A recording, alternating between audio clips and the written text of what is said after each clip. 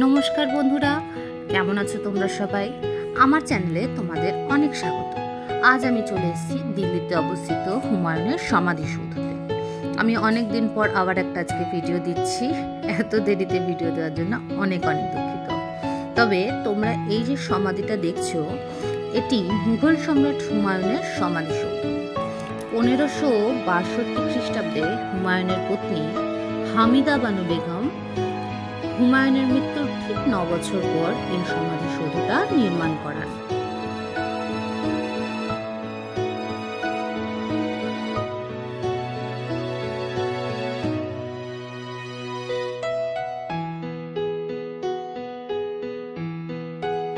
আমি যে সময় এই হুমায়ুনের সমাধিসৌধটা দেখতে গেছি বা দিল্লিতে গেছিলাম, সেটা হচ্ছে ঠিক মে মাস। প্রচণ্ড গরম, কিন্তু তবুও দেখো আমাদের ঐতিহাসিক স্থাপত্য বা স্থাপত্যের সেই সৌন্দর্য দেখার লোকের কিন্তু কমতি নেই। ঢোকার ঠিক মুখেই এখানে একটা ছোট্ট করে ম্যাপ বা মানচিত্র টাইপের দেওয়া আছে।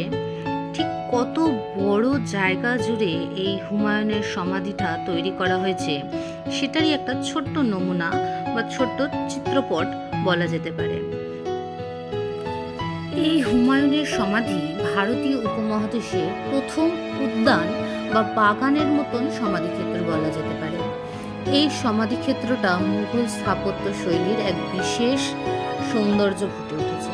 এখানে আমরা ছোট ছোট কিছু সেই মুঘল সাম্রাজ্যের ছোট ছোট কিছু নমুনা দেখতে পাচ্ছি, মাটির কিছু জিনিস, কিছু পাথরের জিনিস।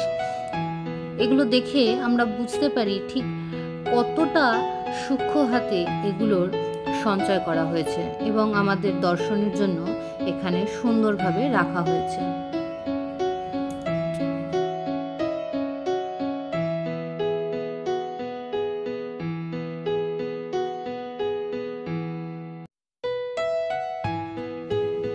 এই এত বড় সমাধিসৌধটি তৈরি করতে সেই সময় দাঁড়িয়ে খরচ হয়েছিল 15 লক্ষ টাকা, আনুমানিক 15 লক্ষ টাকা।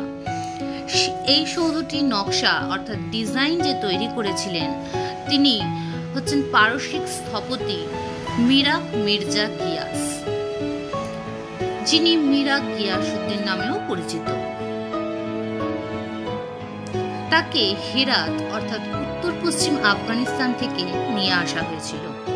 তবে এর নির্মাণ কাজ শেষ হওয়ার আগেই কিন্তু তার মৃত্যু হয় এবং তার পুত্র সৈয়দ মুহাম্মদ ইবন মিরাক গিয়াসউদ্দিন পিতার এই অসমাপ্ত কাজটি শেষ করেন।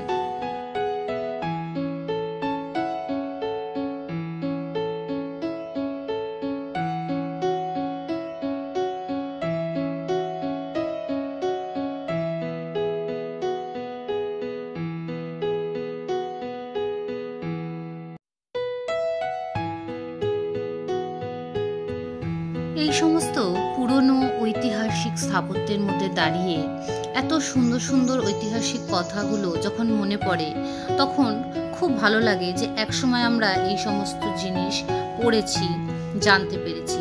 এখন তো আমাদের সবকিছু খুব সহজেই আমরা জানতে পারি।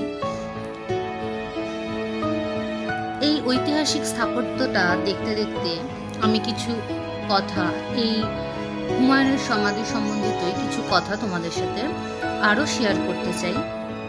যেটা হচ্ছে, সম্রাট নাসিরউদ্দিন মুহাম্মদ হুমায়ুন ছিলেন মুঘল সাম্রাজ্যের দ্বিতীয় সম্রাট, যিনি 1530 খ্রিস্টাব্দ থেকে 1540 খ্রিস্টাব্দ এবং 1555 খ্রিস্টাব্দ থেকে শুরু করে 1556 খ্রিস্টাব্দ পর্যন্ত দু দফায় অর্থাৎ এখনকার আফগানিস্তান, পাকিস্তান এবং ভারতের উত্তরাঞ্চলে রাজত্ব করেন।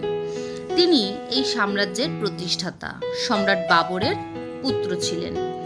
এখানে দেখো আরো দুটো সমাধি আমরা দেখতে পাচ্ছি। এখানে এই হুমায়ুনের সমাধিতে শুধুমাত্র যে হুমায়ুনকেই সমাধিস্থ করা হয়েছে তা কিন্তু নয়, এখানে আরো অনেকের সমাধি রয়েছে, যেমন তার পত্নী হামিদা বেগম এবং পরবর্তীকালের মুঘল সম্রাট শাহজাহানের পুত্র দারা শিকোরও সমাধিস্থল রয়েছে।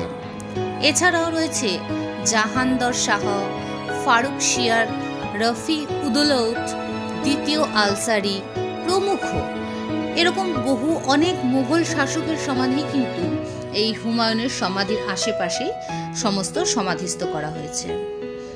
এত সুন্দর এখনো পর্যন্ত এর সংরক্ষণ করা হয়েছে, এই সমাধিস্থলটা এত সুন্দর পরিষ্কার পরিচ্ছন্ন করে রাখা হয়েছে, যা দেখতে সত্যিই খুব সুন্দর লাগে।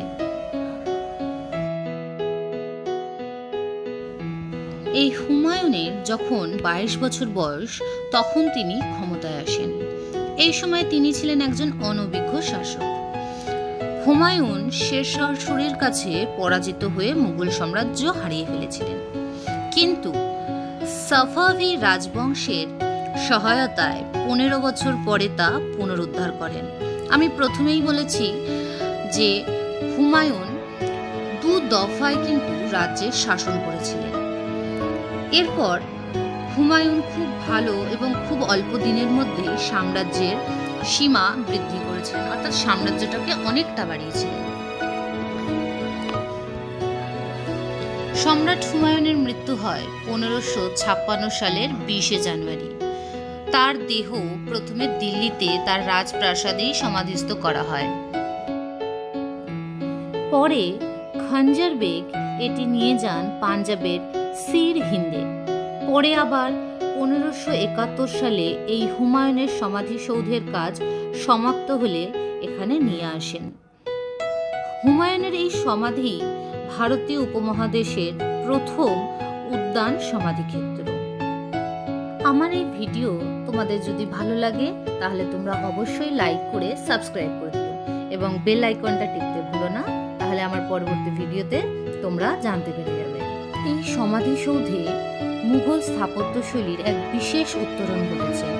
সমাধি চত্বরের চারবাগ গার্ডেন পারসিক বাগিচার এক উদাহরণ, যা ভারতে এর আগে কখনো দেখা যায়নি। এই যে বাগানটা দেখতে পাচ্ছি, এটাকে আমরা চারবাগ গার্ডেনের একটা সাদৃশ্য রূপে দেখতে পাচ্ছি, যা আগে কোথাও কখনো ভারতে দেখা যায়নি। যাই হোক, আমার এই ছোট্ট একটি ভিডিও তোমাদের কেমন লাগলো অবশ্যই জানিও, এবং আমার পরবর্তী ভিডিও তোমরা দেখতে চাইলে অবশ্যই সাবস্ক্রাইব করে রেখো। ধন্যবাদ আমার এই ভিডিওটা দেখার জন্য। দেখা হচ্ছে পরবর্তী ভিডিও।